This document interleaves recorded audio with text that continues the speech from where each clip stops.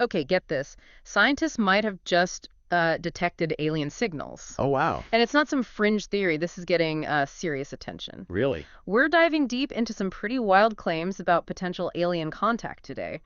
You know how sometimes you come across those over-the-top sources? Well, those are exactly the kind we'll be tackling, but don't worry, we're bringing our critical thinking caps along for the ride. Right. You got to be careful with those sources. It's like they say extraordinary claims require extraordinary evidence. Exactly. So, to set the stage, a recent study of 2.5 million stars Okay. found 234 exhibiting a very particular signal modulation, a pattern some scientists predict could be a calling card from another civilization out there. And here's the kicker. The lead scientist titled their paper, Signals Probably from Extraterrestrial Intelligence. Talk about a bold statement. That's it certainly got people's attention, but probably doesn't mean they found little green man waving at us through a telescope. Right, right. So, while everyone's buzzing about aliens, let's break it down. What would it actually take to confirm these signals are artificial? Like, what kind of evidence would make even the biggest skeptic go, okay, maybe? Well, first, we'd need to rule out um, any and all natural explanations. Space is a vast and complex place, and there are plenty of naturally occurring phenomena that could mimic what we're seeing. Yeah. Pulsars, for example, are like cosmic lighthouses. They're rotating neutron stars that emit beams of radiation. And depending on our viewpoint, they could be sending out signals that look pretty darn artificial. So, like a cosmic game of telephone where the message gets distorted along the way, I can see how that would lead to some misinterpretations. What else could be throwing us off? Quasars, active galactic nuclei, even something called gravitational lensing. Hmm. They can all produce signals that might raise an eyebrow. It's like trying to find a needle in a haystack, but the haystack is made of twinkling lights and cosmic mysteries. Okay, so there's potential for a whole lot of false alarms out there. What else should we be considering? Think of it like a courtroom. We need more than one witness to make a strong case. Okay. In this case, we need multiple independent research teams using different equipment and approaches to confirm these findings. It's about reducing bias and building a rock-solid foundation of evidence. Right, kind of like a scientific version of two heads are better than one. But in this case, it's more like two telescopes are better than one. Precisely. And speaking of bias, let's talk about how that can come into play here. Right. We're dealing with something that sparks a lot of emotion and imagination. Yeah. The possibility of alien life. That can sometimes lead to people seeing what they want to see in the data, even if it's not really there. It's like when you lose your keys and start seeing them everywhere, even though they're probably just under the couch cushion. Exactly. So scientists have ways to try to combat that. Yeah. Rigorous peer review is one. It's like having your smartest friends double-check your work before you show it to the world. And transparency is key, too. By making the data and methods publicly available, other scientists can double-check the work and try to replicate the findings, which helps ensure things are as objective as possible. So it's like a giant scientific collaboration with everyone working together to make sure we're not fooling ourselves. Exactly. Now, let's get specific about this signal study. What makes these 234 stars stand out from the millions of others out there? Let's unpack that. These researchers use a method called spectral analysis. It's kind of like when you pass sunlight through a prism and get a rainbow of colors. Right. But in this case, they're breaking down the light from a star to look for very specific patterns. And what's intriguing is that these 234 stars are all sending signals within a very narrow spectral range, a range that some scientists believe could be a deliberate choice by an advanced civilization. Imagine you're trying to get someone's attention in a crowded room. You wouldn't just shout randomly. You'd try to find a way to stand out. Similarly, some scientists theorize that if a civilization wanted to make its presence known across interstellar distances, they might use a very specific frequency to increase their chances of being heard. So instead of yelling into the cosmic void, they're sending a carefully crafted message. Precisely. And what's interesting is that this narrow spectral range is centered near the type of star our sun is. Okay. Some scientists believe this type of star could be a sweet spot for life to evolve. So it's like they're saying, hey, anyone else out there on a sun-like star, we're here, give us a shout. Huh, maybe. But let's not get ahead of ourselves. Right. We still have a lot to learn about these signals. Right, right. We need to keep our excitement in check, even though it's pretty mind-blowing to think we might be picking up whispers of another civilization out there. Absolutely. It's a fascinating possibility, and it's definitely something worth exploring further. But while we ponder those signals, Let's shift gears to another corner of the cosmos where things got a little explosive. Ooh, okay. Remember that ExoMars lander we talked about? The one that was supposed to touch down on Mars. Oh, yeah. What happened there? Last I heard, it was heading for a smooth landing. Well, about that. Landing on Mars is notoriously difficult. In fact, it's often called 7 minutes of terror for a reason. Oh, I've heard that. The Martian atmosphere is incredibly thin, which means there's not much air resistance to help slow a spacecraft down during descent. It's a high-stakes game of precision and timing. So even a tiny miscalculation could spell disaster. Unfortunately, yes. Yeah. And in this case, things didn't go quite as planned. According to our source, the descent engine shut off too early, sending the lander into a free fall from a mile up. It ended up hitting the Martian surface at 180 miles per hour with a full tank of fuel, creating quite a spectacle. Yikes. That doesn't sound good. No, it wasn't. Landing on Mars is like trying to thread a needle while riding a roller coaster. Wow. It's testament to human ingenuity that we've managed to do it successfully at all. I can only imagine the frustration and disappointment for the ExoMars team. What was the main goal of the mission anyway? ExoMars was actually a two-part mission. The lander, named Schiaparelli, was designed to test landing technologies for future missions. Basically a trial run to pave the way for more complex endeavors. But the mission wasn't a total loss. The orbiter, called the Trace Gas Orbiter, is still up there doing its thing. It's studying the Martian atmosphere, looking for signs of methane and other gases that could hint at the presence of past or present life.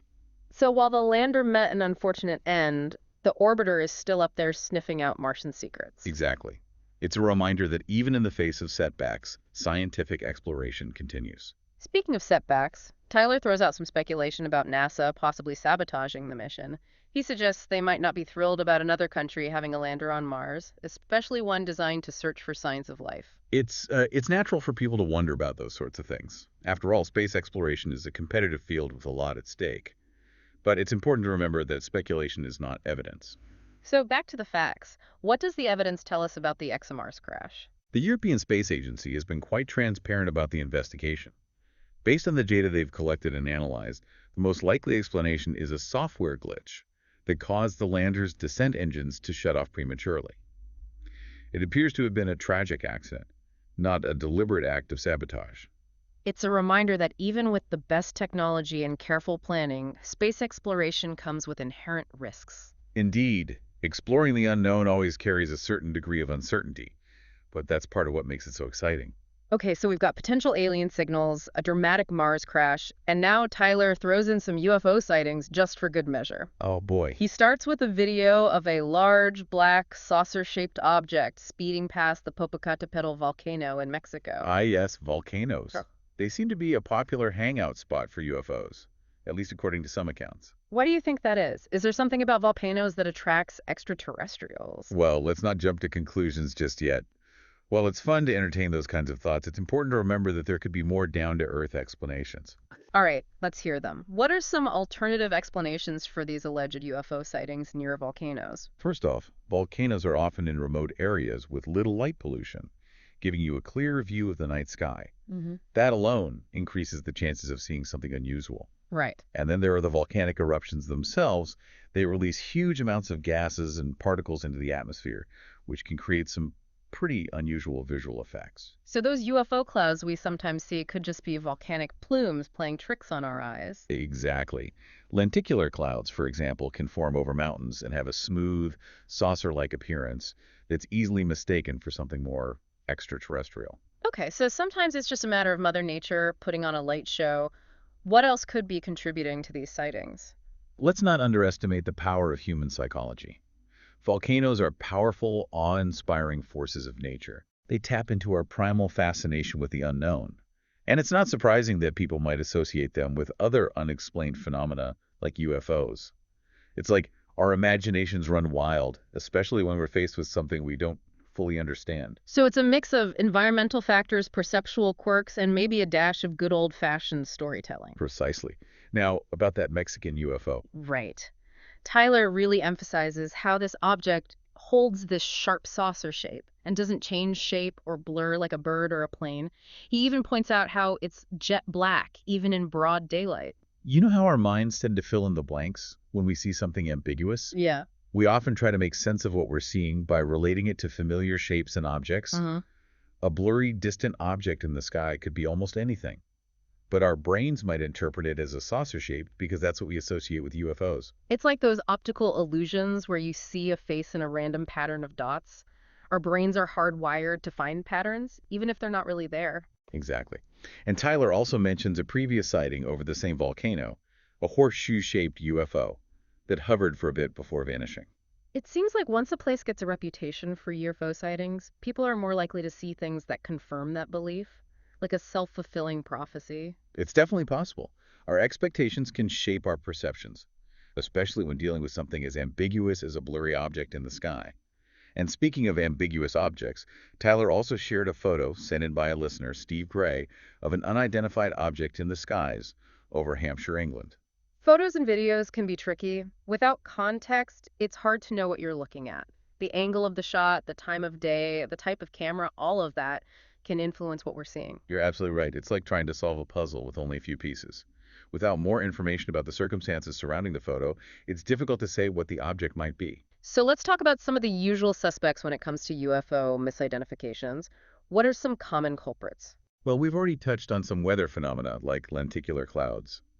But there's a whole host of things that can be mistaken for UFOs aircraft, especially those with unusual lighting configurations, can easily fool the eye, particularly at night or in low light conditions. And then there are things like balloons, drones, satellites. Those can look pretty strange from the ground if you're not expecting to see them.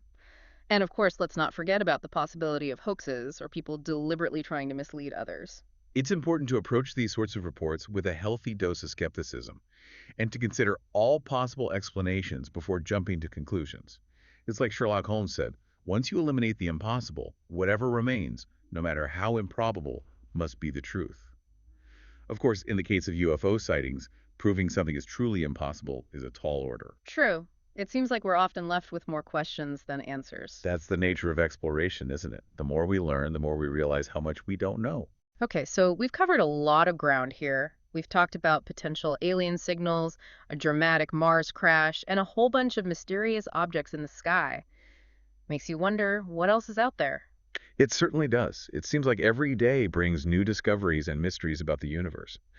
But, even if these particular signals turn out to have a natural explanation, the very fact that we're having these discussions, that we're actively searching and listening, shows how far we've come in our understanding of the universe. Mm, It's a testament to our curiosity and our desire to explore the unknown. absolutely. And as we delve deeper into these topics, I think it's important to keep that sense of wonder and curiosity alive. I agree. Sometimes the journey is just as important as the destination. Well said. Stay with us as we continue our deep dive into the mysteries of the cosmos. We'll be right back after a quick break.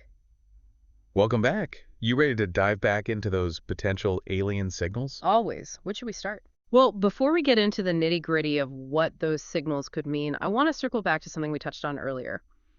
You know how Tyler mentioned the idea that NASA might have sabotaged the ExoMars mission? Like maybe they're not so keen on sharing Mars with other space agencies, especially if those agencies are looking for signs of life. Ah, the classic conspiracy theory.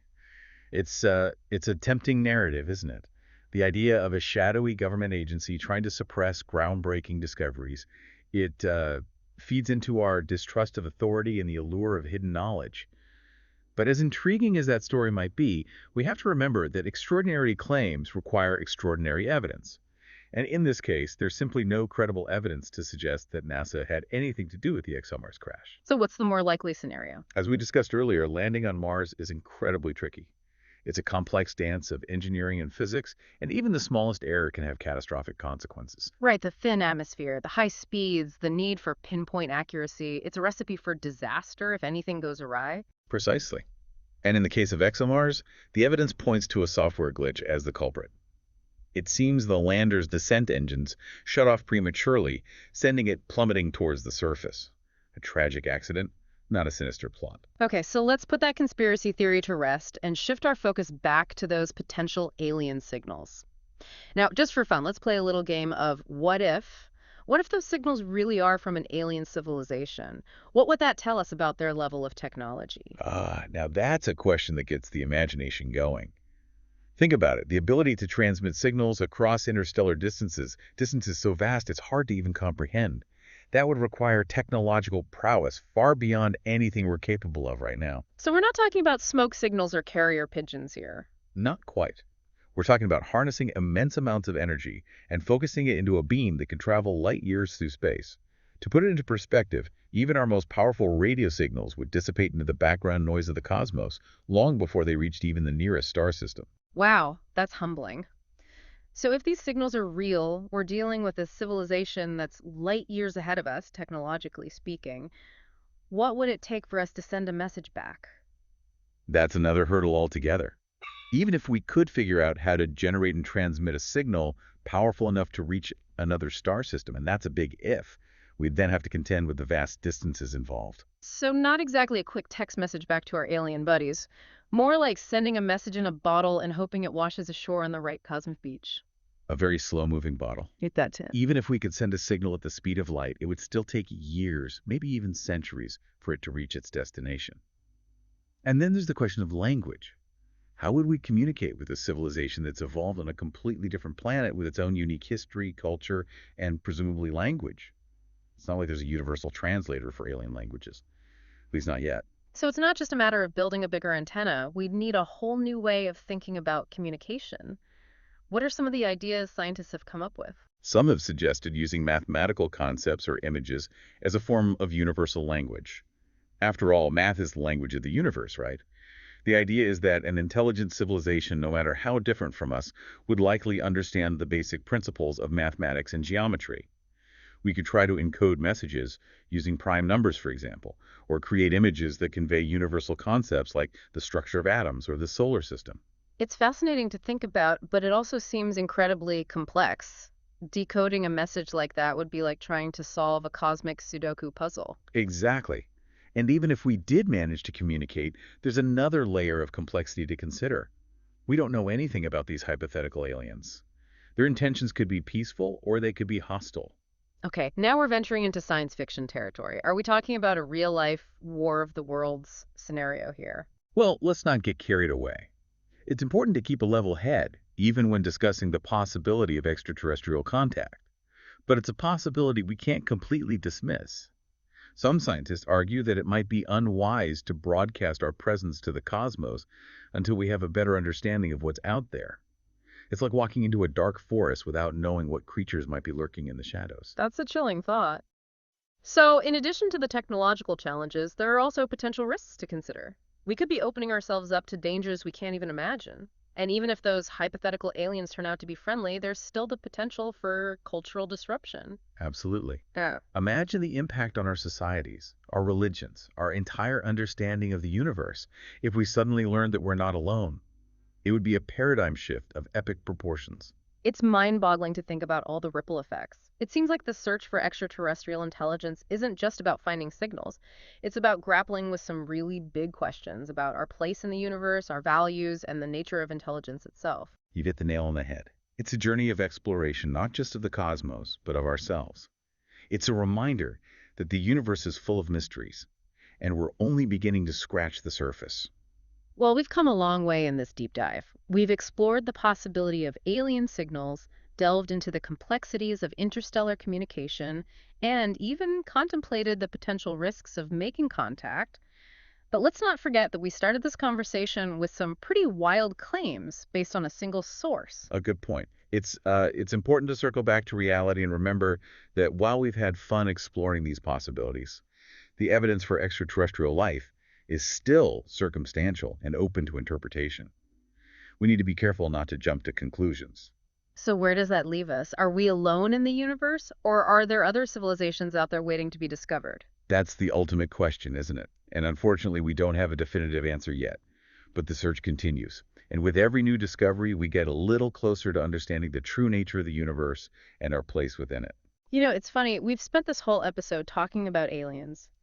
But in a way, it's also been a deep dive into ourselves. Our hopes, our fears, our insatiable curiosity. I think that's a beautiful way to put it. The search for extraterrestrial intelligence is a reflection of our own intelligence, our own desire to reach beyond the confines of our world and connect with something greater than ourselves. Okay, so here's a question for you. Just between us putting aside the scientific method for a moment, do you believe there's other intelligent life out there?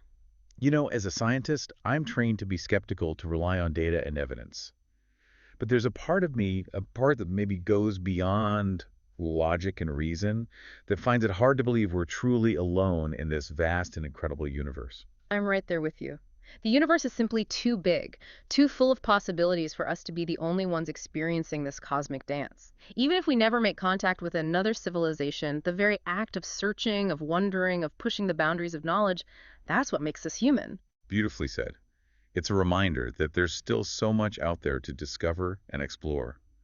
Who knows what wonders await us in the future? Speaking of wonders, remember all those UFO sightings Tyler talked about? He seemed particularly fascinated by the connection between UFOs and volcanoes. It's a theme that pops up again and again in UFO lore. Is there something to it? Do aliens really have a thing for volcanoes? It's an intriguing question, isn't it? And one that's been debated for decades. There's no shortage of theories out there, some more outlandish than others. Okay, let's hear them. What are some of the explanations people have come up with? Well, some believe that volcanoes are portals to other dimensions, gateways to realms beyond our comprehension.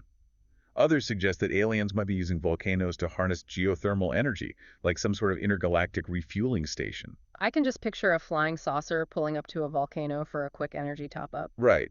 But while those ideas are fun to entertain, they're not exactly grounded in scientific evidence. So, what's the more down to earth explanation? Why do volcanoes seem to attract so many UFO reports? Well, we've already discussed how volcanoes are often located in remote areas with clear skies, making it easier to see objects in the night sky.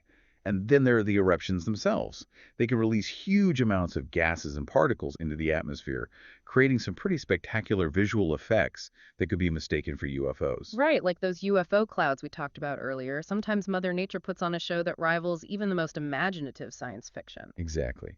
And let's not forget the power of human psychology. Volcanoes are powerful, awe-inspiring forces of nature. They evoke a sense of mystery and wonder, and it's not surprising that people might associate them with other unexplained phenomena like UFOs. So, it's a mix of environmental factors, perceptual quirks, and maybe a dash of good old fashioned storytelling. We humans are meaning making machines, always trying to find patterns and explanations for the world around us. And sometimes our imaginations run wild, especially when we're confronted with the unknown. You're absolutely right. And that's part of what makes the search for extraterrestrial life so fascinating. It's a journey of discovery, a quest to understand not only the cosmos, but ourselves. It forces us to question our assumptions, to confront the limits of our knowledge, and to expand our horizons. And who knows what amazing discoveries await us in the future. I, for one, can't wait to find out. But for now, I think we've covered enough ground for one episode. I agree. We've certainly given our listener plenty to ponder. Stay with us as we wrap up this cosmic adventure. We'll be right back after a quick break. Welcome back to our deep dive into all things, probably aliens. Yeah, it's been a fun one. It has. It's been quite a journey, hasn't it? From potential alien signals to a dramatic Mars crash to a whole host of UFO sightings, we've covered a lot of ground. We certainly have. It's been a whirlwind of speculation, scientific analysis, and a healthy dose of wonder. Exactly. And speaking of wonder, I think it's worth emphasizing that even if these particular signals turn out to have a perfectly natural explanation. Yeah. The very fact that we're having these discussions, that we're actively searching and listening for signs of life beyond Earth is incredibly exciting. Absolutely. I wholeheartedly agree. It speaks to our innate curiosity, our drive to explore the unknown, and our desire to understand our place in the grand scheme of things. It's a reminder that we're living in an era of unprecedented scientific discovery. Who knows what amazing revelations await us just around the corner? Indeed.